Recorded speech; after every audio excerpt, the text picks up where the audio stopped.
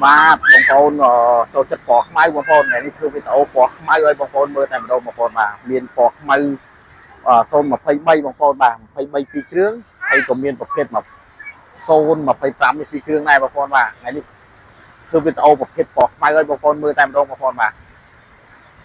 នេះសេរីឆ្នាំ2023បងប្អូនបាទប្រភេទប្រើសោហងធំបងប្អូនបាទបាទស្អាតបងប្អូនពីរគ្រឿងនេះ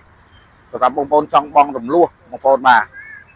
បងប្អូនបញ្ជាក់តម្លៃច្បាស់លាស់ហើយនឹងការបងប្រចាំខែបងប្អូនបាទហើយសម្រាប់ឯកសារវិញយើងងាយស្រួលមែនទែនបងប្អូនមិនមកដល់ទីតាំងហាងផ្ទាល់ទេបងប្អូនគ្រាន់តែថតឯកសារមកតាមឆាតត